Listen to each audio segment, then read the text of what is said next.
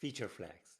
They are basically guarding your new feature to be released. And when you are ready for it, then you can just switch that to true and it will be released to the public. Now, if you like these types of tutorials, go ahead and check out my mentoring session. It's at rebeloper.com. So let me just show you what we are going to build today. So we have an old home view and here it is. And here is my new home view. But I want to have this new home view behind a feature flag. So currently we just have this old home view on the content view. So we are going to build a feature flag that will make sure that the new home view is going to be shown only when the feature flag is released, basically when we are going to set it to true. So let's just create, I'm just going to add everything into the content view. Feel free to just add all of these into separate files. It's just easier for me in this tutorial. So first of all, we need an enum of, let's say, app features. And an enum because it will have different cases. So currently I just have one case of new home screen. There we go. And you can just add in here even more. Now, what you want to do is just create a class so we can access its value. Currently, we just have a case, right? So we are going to have a final class, app feature flags, yes. And it doesn't have to adhere to that. We are going to have it as a singleton. So let's have a static let shared app feature flag. And if you're wondering why am I using a singleton, yes, this is kind of feasible, but there's a better ways for SwiftUI. So go make sure that you are going to follow along till the end of the tutorial because we are going to cover that SwiftUI tasted feature flag too. So now we are just going to create a new function called, let's say, is enabled. Yeah, this is fine. This is enabled.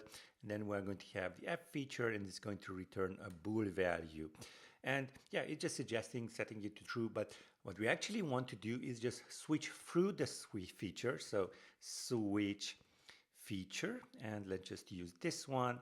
And then new home screen, I'm just going to set this to true. Or rather, let's just set this to false by default. So the old home view will still be presented to the user. Now, how can we actually use this feature flag? So basically that's it. And then you would just have other feature flags added to the enum, and therefore you can just set it to true or false for the cases. Now, in our particular case, we are having this on the content view. Yes, right over here. So we have the old home view.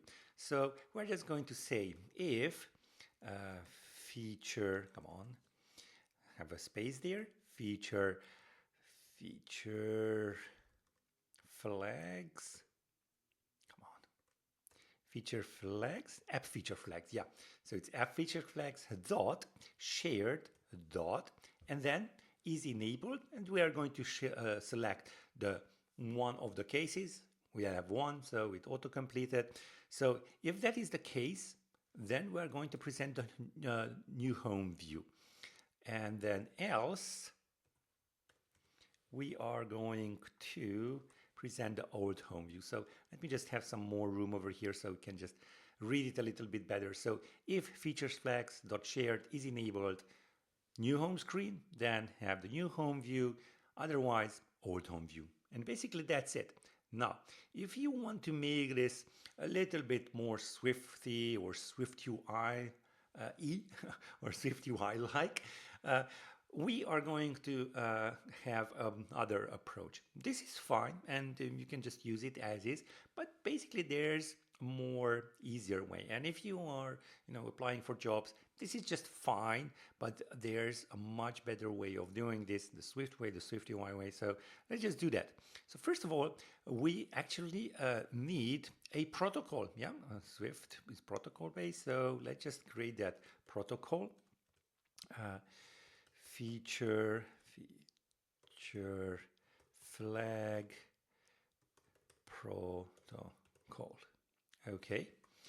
So why do we need protocols? Basically, when we are using this app feature flag, we are just grabbing it right over here. So this is basically not testable for UI tests. We actually want to have this as, just the live one, and we also want to have it as a mocked one. Yeah, you basically just cannot switch between those. So we need actually a protocol, and then in the init of the app feature flag class, we are going to either inject our live one or the mocked one. You will see in just a second. So for that to have a live one and a mock one, we need the live one and the mock one adhere to a protocol, and this is the feature flag protocol. It's going to have only one function, and that is enabled, and we are going to have a feature, not self, but the app feature. Yeah, we are going to use this one, and it is going to return a Boolean value. Okay, so next up, we want to have let's just have, instead of app feature flags, another one. Let's just call it local feature flags. So struct local feature flags. Okay, and this will adhere to the feature flag protocol.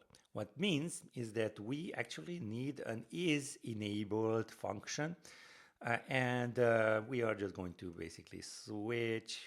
We're going to do the same thing, switch through the feature case, new home screen. It's going to just return true, which is great.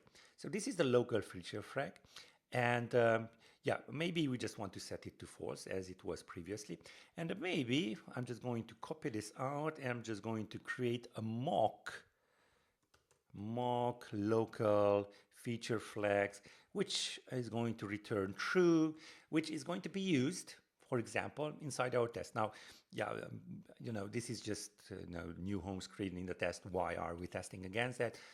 This is just for making sure that you understand that this feature flag protocol is going to handle the actual local, yeah, there we go, local feature flag is going to handle the live app, and this is going to handle the mock local feature flags. It's going to handle the unit tests. We're not going to do unit tests today, but you will see how it's implemented.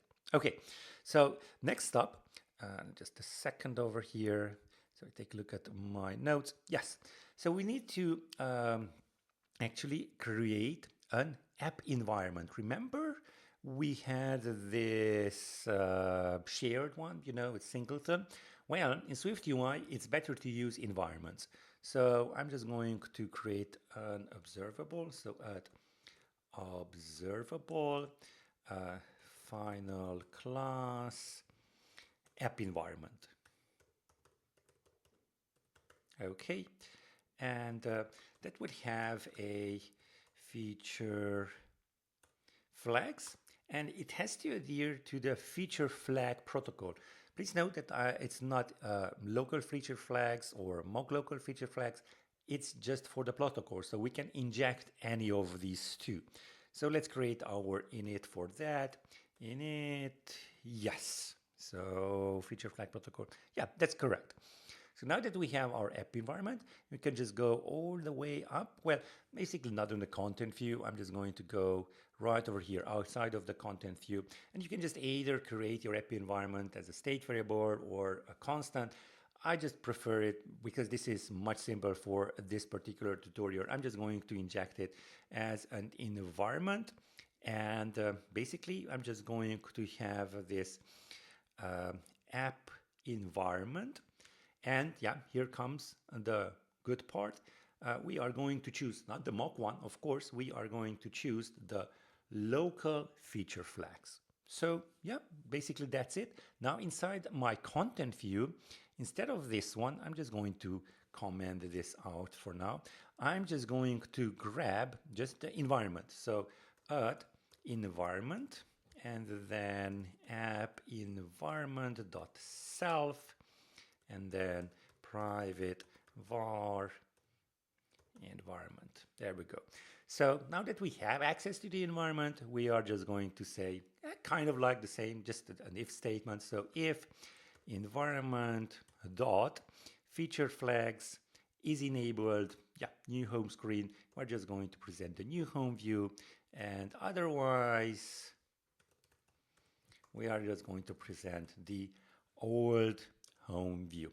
Okay. Preview just crashed on us. Okay, let's just see. Okay. Let's just see. Yeah, so it crashed on us because we don't have the environment in the preview. So let's just add that also. So environment and then app environment. Come on.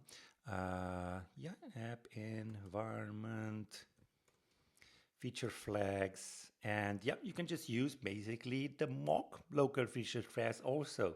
And as you can see, because it's set to true, right over here on the mock, it's just going to present the new home view. And if we're just going to set this to false, of course, it's just going to set the old one. So let me just have this back to true. Now, yeah, you can just use the mock one if you choose to, or just the local feature flags. It doesn't really matter. So yeah, that's why it crashed on us. We do need the environment on the preview too.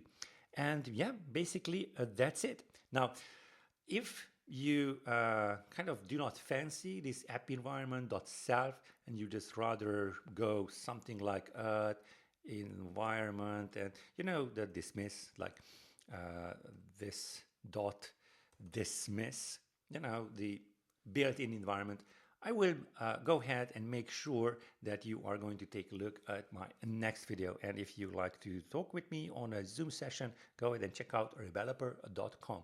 I teach SwiftUI, Swift, and yeah, I will see you in the next one.